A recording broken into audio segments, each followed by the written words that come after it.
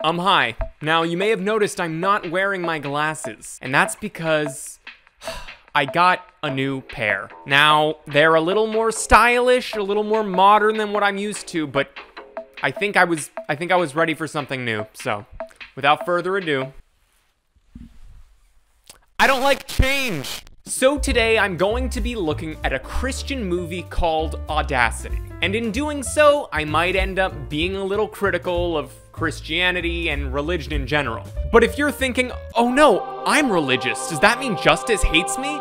The answer is not necessarily. So full transparency, I'm not religious, but I have read the Bible, and I do agree with a lot of its wisdom, specifically what's attributed to Jesus in the New Testament, love thy neighbor and all that. However, there are also many aspects to the Bible that I disagree with. Like, I don't know, Leviticus 18:22, which states, "Thou shalt not lie with mankind as with womankind, it is an abomination." In other words, don't be gay. It's gross. So you can be religious, but if you're in the group that preaches that bullshit, safe to assume I'm not the fondest of you. Some Christians feel so strongly about that one verse that they decided to make a whole movie about it. That movie being Audacity from 2015. Which, according to its description, delivers an eye-opening look at the controversial topic of homosexuality.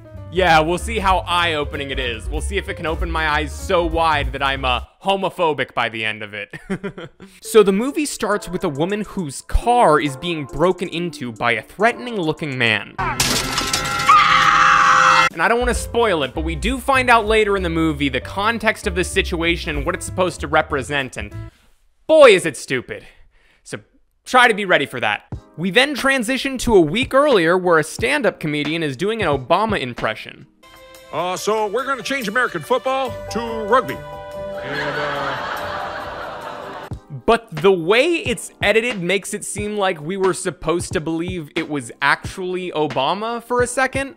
The time has come for change.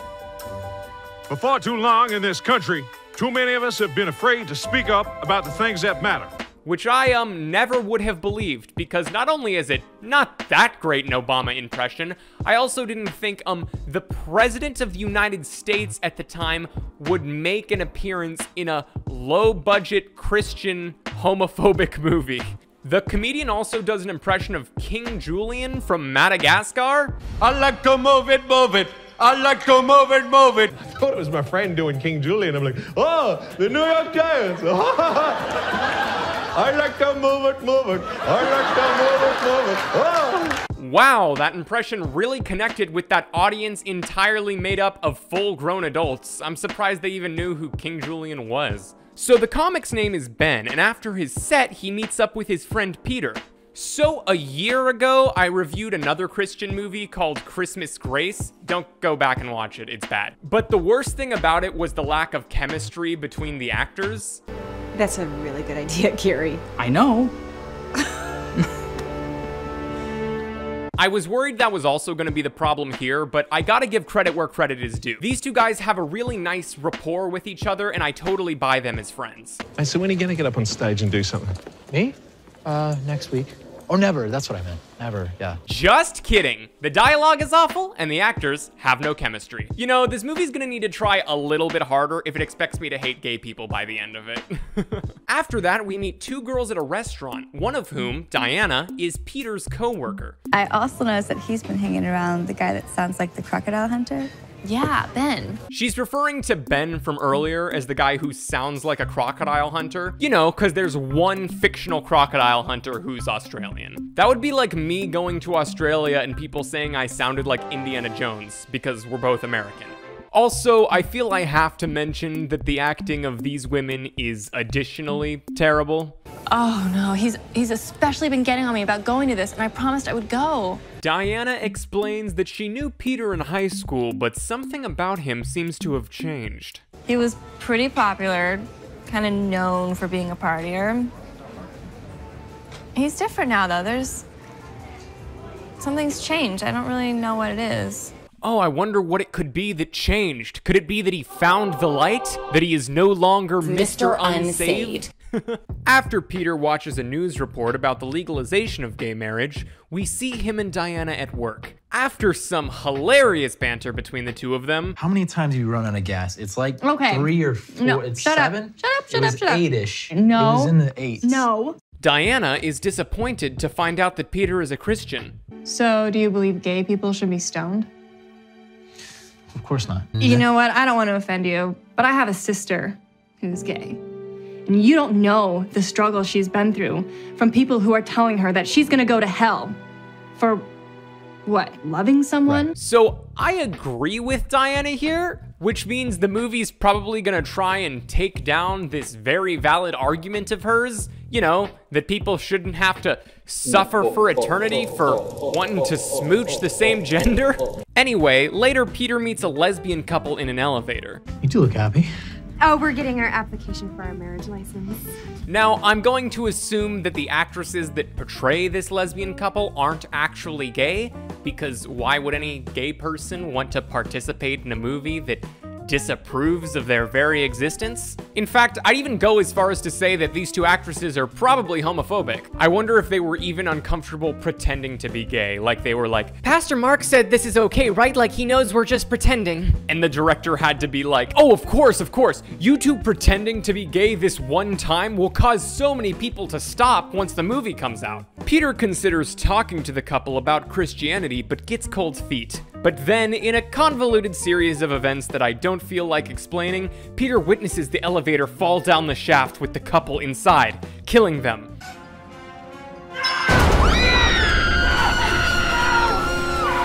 The implication, I think, being, since he didn't get to talk to them and turn them straight before they died, they're now going to hell. So what I don't understand is Christians believe in an all-knowing, all-powerful God, right? So that would mean that God knows if Peter did talk to them, he would have been able to save them, but they just died before he could talk to them, so he shouldn't send them to hell just because Peter didn't talk to them, because if he did, he would have been able to convince them not to be gay. Almost like the concept of an all-knowing, all-powerful God is a paradox. But it's okay, that whole sequence was just a nightmare, and after Peter wakes up from it, he watches a video where individuals on the street are questioned about their thoughts on gay marriage. They all say they're allies, and some are even gay themselves. Do you think homosexuals should be allowed to be married?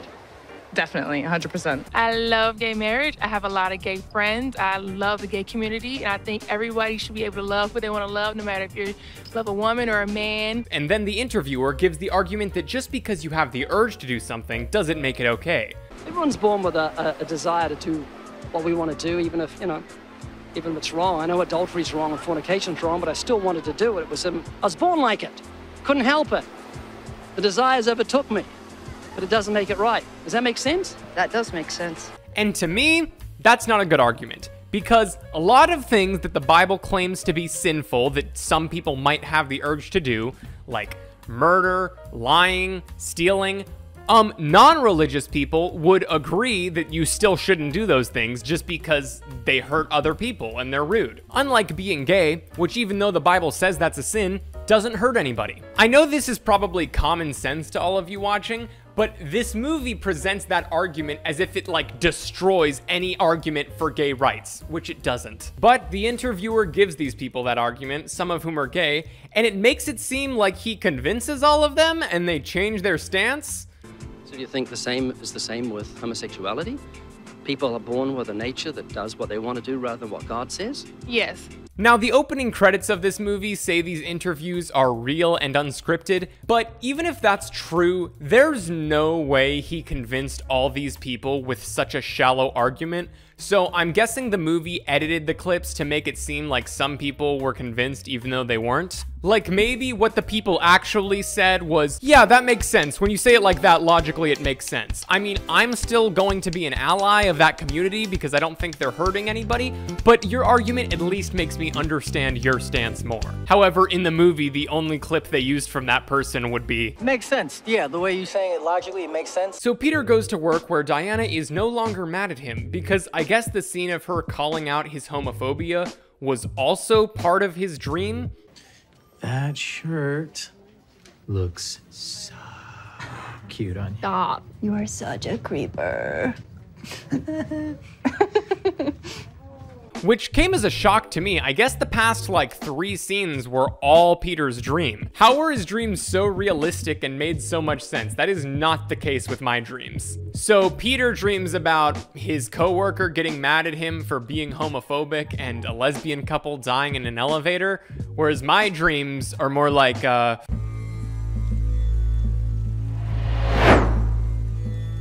The waffles look really fresh today, don't they, Jake Gyllenhaal? But no, it was a dream, and in reality, Diana's sister isn't even gay. Do you have a sister? Mm-hmm. Yeah, I do. Is she gay? Not my sister. She's married with kids. Yeah, because gay people can't be married with kids. She still, however, believes people should be able to practice homosexuality. What do you think of gay marriage? Well, I think that people who love each other should have the right to get married. Don't you? I think there's more to it than that. More to it than that is such an understated way of saying you think gay people go to hell. He shows her the interviews, but she remains unconvinced and further explains how she's mad at God because her brother is dying of cancer. He's dying and he has a wife and 3 beautiful kids. Why is this happening? What did he do to deserve this? I'm so angry at God.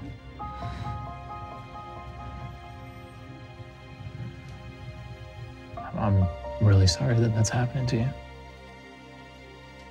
I'll definitely pray for you. Notice, Peter doesn't provide her with an explanation as to why God would let that happen to her brother. Later, Peter is in a liquor store when a robbery occurs. Get on the floor now! Get on the floor now! Get out now! Get down! Ben, who sees this from outside, calls 911 and texts Diana about what's happening, which is kind of weird. Like, Diana's his coworker, and it doesn't even seem like they know each other that well. Like, maybe texting Peter's parents would have made a little more sense. To me, at least. Regardless, upon receiving the message, Diana begins to pray despite her earlier critiques of religion. God, if you can hear me, please protect Peter. That's me when I'm watching Spider-Man. I won't! God, if you can hear me, please protect Peter. The cops arrive, causing the gunman to take a woman hostage, but Peter is able to knock him out with a can of spinach. Go, go, go, go! Move in! Whoa! Popeye has had it wrong all these years. If instead of eating the spinach, he used it as a melee weapon, he would have been unstoppable. Was that a stupid joke? Yes. Did I still say it? Also yes. We see more of those interviews as Diana is watching them at her house, and I don't really have anything more to say. It's just more shallow arguments that don't have any validity if you don't believe in God. You think you'll go to heaven or hell when you die? If I don't repent my homosexuality, I will most definitely go to hell. Hey, so I just wanted to add in while I was editing, I'm like 99% sure the guy being interviewed here was being sarcastic and making fun of the interviewer, being like, oh, well, I'm gay, so I'm gonna go to hell, right? But they didn't realize that he was making fun, so they put it in the movie. I don't know. I thought it was funny. But man, these interviews take up a large portion of an already pretty short movie. A gay couple asks to treat Peter to dinner as thanks for stopping the gunman. All that crime fighting has made me hungry. Now, I'm sure the actors portraying this couple are also straight for the same reasons I listed earlier. Plus, if these were actual gay men, they'd have way more drip than these guys. Okay, I know that's a generalization, but like, I feel I can say that, right? Gay men dress well? Really? So they sit down at the restaurant and man, I hope this restaurant doesn't run out of hot sauce. Jesus Christ. Oh, sorry, I don't mean Jesus Christ, I mean, unfortunately after his elevator dream, Peter is not gonna stay quiet about his homophobia. I had this crazy nightmare. It left me thinking that if I'm not true to what the Bible says about homosexuality, it's like not warning people about a faulty elevator before they step onto it. This angers one of the men more than the other. I really didn't mean to offend you guys. Oh, I know. You and every other homophobe never mean to offend, yet you still tell us that we're going to hell unless we change. And I just heard it all before, and I'm done listening. Don't do this. Listen, I am not going back in the closet, and I will not deny my sexuality. He didn't do anything. It's fine. Get converted. See if I care. And again, we're supposed to leave the movie disagreeing with this guy because from my end, he's spitting nothing but facts. Maybe the screenwriter of this movie was actually gay or an ally who just really needed the money, but they slipped their actual views into the script so that they could sleep at night. The man storms out, but his partner stays behind to hear what Peter has to say. And when they part ways, he leaves with a Christian pamphlet. Implying what exactly? That he's gonna go home and dump his boyfriend so that he doesn't go to hell? I think that's what the movie's implying. Oh my God. So another night after Ben's set at the comedy club, the host asks for someone from the audience to volunteer to perform. We'll actually feed you and your table if you're willing to come up here. Where is our first funny man? Oh yeah, there's been a little subplot that I haven't mentioned about Peter being too afraid to try stand-up comedy. That comes to a head here where he performs, but is not nearly funny enough to get the reaction from the crowd that he does. All right, this is Russell Crowe. Are you not entertained?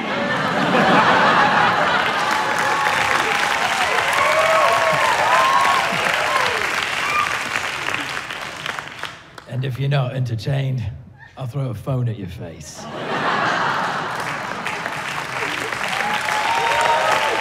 But him being on stage causes him to miss Diana calling him when she runs out of gas. And this is where the scene at the beginning of the movie happens, where the guy breaks into her car. But now we see he was doing so to save her from an oncoming train.